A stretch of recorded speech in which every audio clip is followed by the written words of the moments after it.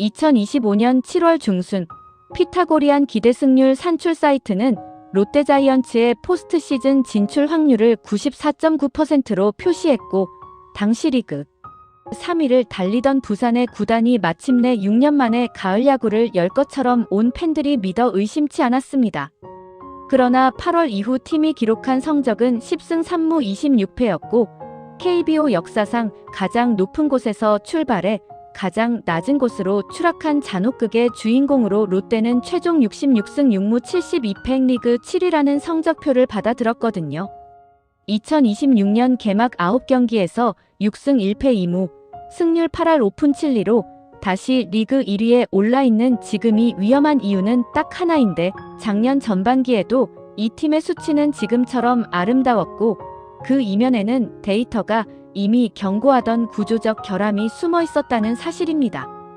장타력 결핍, 도박 스캔들, 40세 레전드의 에이징 커브, 혹사로 망가진 불펜, 그리고 스토브리그 FA 보강 제로라는 5가지 시한폭탄이 아름다운 숫자 뒤에서 조용히 기다리고 있거든요.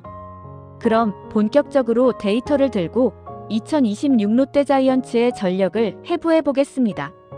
2026 시즌 개막 9경기 현황을 보면 롯데는 6승 1패 2무 승률 8할 5푼 7리로 리그 1위에 올라있고 팀 타율 3할 1푼 1리에 팀 ERA 3.53을 기록하고 있는데, 이 수치만 보면 작년의 악몽이 거짓말처럼 느껴질 수도 있습니다. 그런데 이 개막 1위가 위험한 이유는 2025년 전반기 데이터에서 고스란히 드러납니다. 당시 롯데의 실제 승률은 리그 3위인 5할 4푼 7리였는데 피타고리안 기대 승률은 4할 7푼 6리로 리그 9위였거든요. 피타고리안 승률이란 팀의 득점과 실점을 토대로 계산하는 실력 기반 승률인데, 실제 승률이 이보다 훨씬 높다는 것은 운 좋게 얻어 걸린 승리가 쌓인 것이라는 뜻입니다. 결국 이 격차가 8월에 한꺼번에 터지면서 팀은 10승 3무 26패의 처참한 후반기를 보냈고 최종 성적 66승 6무 72패로 리그 7위라는 결말을 맞이했습니다. 개막 9경기 1위라는 수치에 흥분하기 전에 반드시 이 교훈을 먼저 떠올려야 한다는 것이 이 슬라이드가 던지는 핵심 경고입니다. 2025 시즌 롯데 타선의 기록을 해부하면 강점과 약점이 선명하게 갈립니다.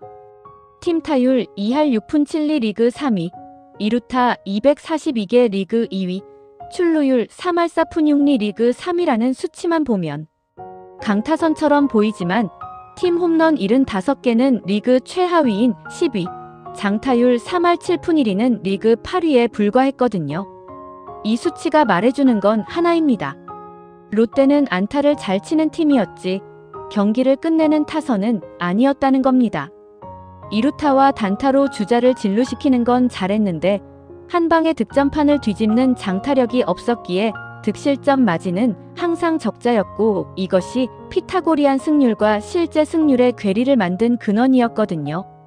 2026 시즌에 한동희의 3루수 복귀와 레이에스의 140만 달러 재계약이 이루어졌지만 두 선수 모두 본질적으로 컨택 히터에 가깝고 30홈런급 슬러거는 아닙니다.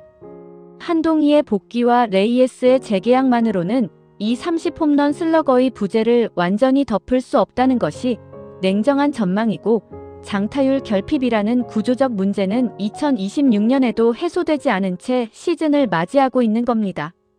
2026 시즌 개막을 앞두고 롯데에 치명적 사건이 터졌습니다. 대만 스프링 캠프 기간 중 고승민과 나승엽이 각각 30경기, 김동혁이 50경기 출장 정지를 받는 도박 스캔들이 발생했는데, 이 3명은 리빌딩의 핵심으로 육성되어 온 코어 내야수 및 장타 잠재력을 기대받던 자원들이었거든요. 이 징계가 전력에 미치는 충격은 숫자 이상입니다. 고승민은 2루 수비와 출루 능력을 겸비한 핵심 야수였고, 나승엽은 코너 내야의 장타 기대주였는데 이 둘이 약 2달간 이탈하면서 그 빈자리를 이호준, 한태양, 박찬영 같은 1군 경험이 부족한 신인급 자원들이 메워야 하는 상황이 됐습니다. 개막 9경기 1위라는 성적은 바로 이 핵심 자원들이 빠진 상황에서 나왔다는 점에서 복잡한 숙제가 남습니다. 징계 선수들이 복귀하는 시점에 또 한 번 로스터 재편이 필요하다는 이중 과제가 기다리고 있기 때문인데 1위 수성의 이면에 시한부 로스터가 숨어 있다는 것이 지금 롯데를 바라봐야 하는 냉정한 시각입니다. 전준우는 2025 시즌에 통산 2000안타와 1000타점을 동시에 달성한 롯데의 프랜차이즈 레전드인데 2026 시즌 그의 나이는 만 40세입니다. 이 팀에서 여전히 타선의 중심이자 클러치 히터 역할을 담당하고 있거든요. 야구에서 에이징 커브란 선수가 특정 나이를 지나면서 반사신경, 근력, 폭발적 파워가 급격히 감소하는 현상을 가리킵니다.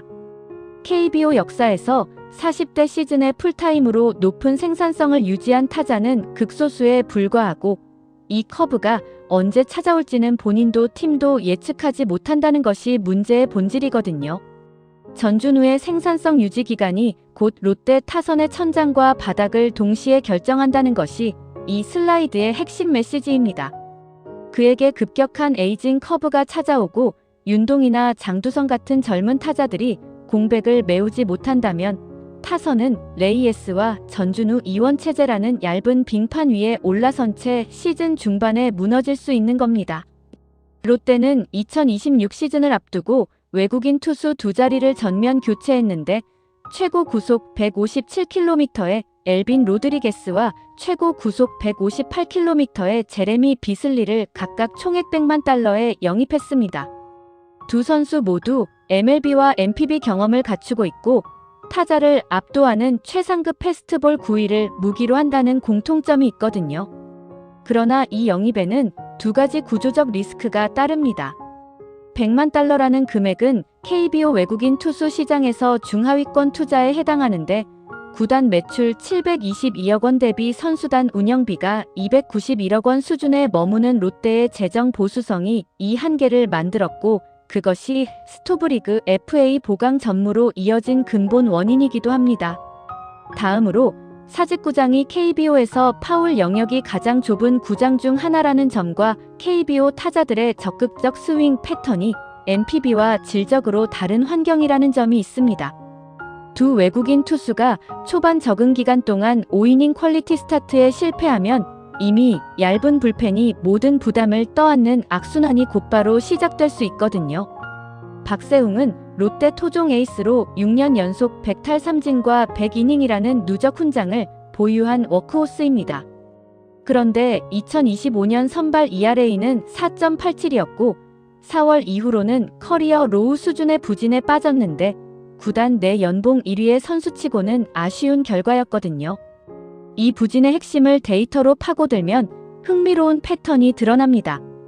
탈삼진은 리그 2위권으로 많이 잡는데 ERA가 낮아지지 않는다는 것인데 이것은 FIP와 ERA의 격차, 즉 삼진을 잡으면서도 경성 접촉, 타자가 강하게 맞추는 타구를 너무 많이 허용하고 있다는 의미입니다. 구질 믹스나 구위보다 수비 기여도와 피장 타율 관리에 구조적 한계가 있다는 신호거든요. 결론적으로 박세웅은 이닝을 많이 소화해주는 가치는 분명히 있지만 상대 타선을 완전히 틀어막는 에이스다운 지배력은 아직 보여주지 못하고 있습니다. 2026 시즌에 이 한계를 어떻게 극복하느냐, 특히 시즌 중반 이후 퍼포먼스를 유지할 수 있느냐가 선발진 전망의 가장 중요한 관전 포인트가 되는 겁니다. 2025 시즌 롯데 불펜 붕괴의 구조를 정리하면 크게 3단계로 진행되었습니다. 선발진이 이닝 소화에 실패하면서 불펜이 조기에 가동되고 정철원과 김상수, 최준용 등 핵심 릴리버들에게 과부하가 집중되면서 결국 2025년 후반기 블론 세이브 20개 리그 3위라는 수치가 쌓인 거거든요. 블론 세이브란 이기고 있는 상황에서 릴리버가 리드를 지키지 못하는 것인데 한 시즌에 20번이나 이런 상황이 발생했다는 것은 불펜이 이미 임계점을 한참 넘었다는 신호였습니다.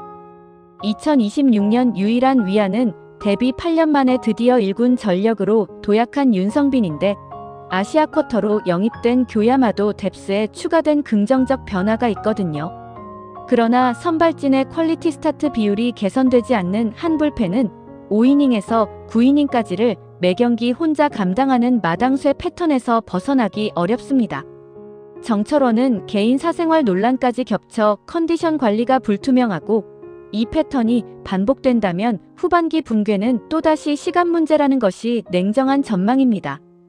김태형 감독 체제의 2025 시즌 핵심 패착은 피타고리안 승률 교정 실패였습니다. 접전 상황에서 특정 투수에게 과도하게 의존하며 운에 기댄 승리를 반복했고 피타고리안 기대 승률이 실제 승률보다 현저히 낮은 불균형 상태가 시즌 내내 교정되지 않았거든요. 이 문제의 해법으로 2026년 코치진에는 강석천 수석 코치, 이현곤 수비 코치, 조재영 작전주루 코치가 새로 합류했습니다. 특히 수비 코치 영입이 주목되는 이유는 수비력 향상이 단순히 실책 감소에 그치지 않고 선발 투수의 이닝 소화량 증가, 불펜 부담 경감이라는 연쇄 효과를 일으키기 때문이거든요. 쉽게 비유하면 수비가 좋아지면 투수가 더 오래 마운드를 지킬 수 있고 불펜이 쉬면 후반기 붕괴를 막을 수 있으며 그것이 곧 피타고리안 기대 승률을 실제 승률에 근접시키는 핵심 메커니즘이 됩니다. 이 수비 중심의 체질 개선이 2026년 김태형 체제의 가장 중요한 승부수인 셈입니다. 롯데 구단의 2024년 기준 전체 매출은 722억 원이었고 선수단 운영비는 291억 원으로 비율 약 40%에 해당합니다. 숫자 자체를 단순 비교하기는 어렵지만 KBO 상위권 구단들과 비교했을 때 이 투자 비율은 명백히 낮은 편에 속하거든요. 이 재정 보수성이 스토브리그에서 어떤 결과를 낳았는지는 명확합니다. 2025 스토브리그 외부 FA 영입 건수는 0건이었는데 외국인 투수 2자리 교체와 레이에스 재계약이 보강의 전부였습니다. 리그 최하위 홈런 생산량이라는 확인된 약점을 외부 보강 없이 해결하겠다는 것 자체가 구조적 딜레마를 그대로 노출한 셈이거든요. 장기적 체질 개선을 기다려주지 않는 모기업의 조급증과 자원을 주지 않으면서 성과만 요구하는 프런트 구조, 이 두 가지가 6년 리빌딩의 발목을 계속 잡아왔다는 분석이 있습니다. 2026 시즌 역시 이 구조에서 자유롭지 못한 채 출발하고 있는 게 냉정한 현실입니다. 2025 시즌 KBO 최종 순위에서 영남권 라이벌 삼성 라이온즈는 4위로, NC 다이노스는 5위로 나란히 가을 야구에 진출했습니다. 반면 롯데는 7위로 탈락했는데 같은 지역을 연고로 하는 두 팀이 모두 포스트 시즌에 오른 상황에서 롯데만 빠진 것은 팬덤에 심리적 타격을 주었거든요. 역사적으로 보면 이런 순간 이후 관중 이탈이 발생한 전례가 있습니다. 2019년 롯데의 관중 급감 사례가 대표적인데 지역 라이벌들의 가을 야구와 자팀의 탈락이라는 대비가 반복될 경우 이 시나리오가 현실화될 가능성은 충분히 존재합니다.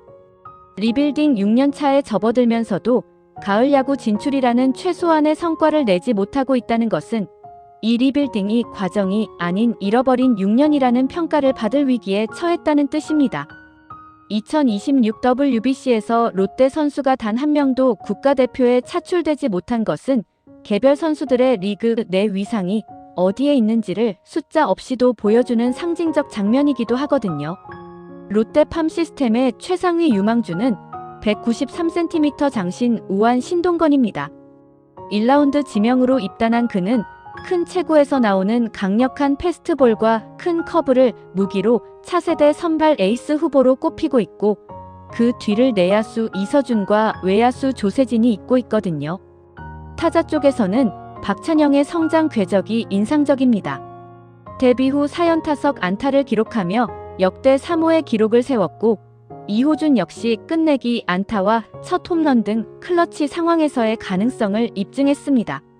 그러나 이들의 2군 성적과 1군 적응 기간을 고려하면 즉시 전력이라기보다는 2027년 이후 주전 후보군으로 보는 것이 합리적인 시각이거든요. 팜 시스템이 건강하다는 사실 자체는 롯데의 분명한 희망입니다. 다만 그 희망이 결실을 맺는 시점은 신동건이 선발 로테이션에 안착하고 타자 유망주들이 경력 피크에 진입하는 2027년에서 2028년이 될 가능성이 높다는 점을 냉정하게 인식해야 하는 겁니다. 롯데의 향후 타임라인을 정리하면 2026년은 증명의 해로 규정됩니다. 젊은 코어가 144경기 풀시즌을 버텨낼 수 있는지, 외국인 투수진이 퀄리티 스타트를 60회 이상 달성할 수 있는지, 수비 지표가 중위권 이상으로 올라오는지를 이해해 확인해야 한다는 거거든요. 그리고 2027년에서 2028년이 진짜 기회의 창이 열리는 시기로 설정됩니다.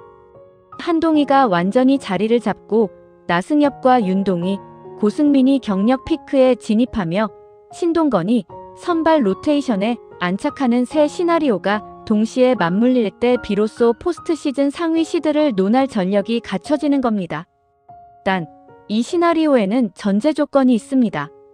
전준우의 자연스러운 세대 교체가 이루어지는 동시에 장타력을 갖춘 FA 타자를 반드시 확보해야 하는데, 이 전제가 충족되지 않으면 2027년의 창이 열려도 통과할 전력이 부족한 상황이 연출될 수 있기에 2026년은 그 창을 향한 준비가 제대로 이루어지는지를 점검하는 첫 번째 해인 겁니다. 수비에는 사이클이 없다. 타선이 부진해도 버틸 수 있는 힘이 되는 것이다. 강팀은 타선이 침묵하는 날에도 투수와 수비로 경기를 버티는 팀이거든요. 개막 9연전의 팀 타율 3할 1푼 1리는 매혹적이지만 작년 리그 최하위였던 75홈런의 유산은 아직 해결되지 않았고, 나승엽과 고승민은 도박 징계로 벤치에 앉아 있습니다. 피타고리안 기대 승률이 실제 승률과 얼마나 수렴하느냐, 즉 운이 아닌 실력으로 승리를 쌓아가느냐가 2026 시즌 이 팀의 진짜 건강 지표가 될 겁니다. 6월의 득실점 마진이 이 모든 질문에 답을 내놓을 것입니다.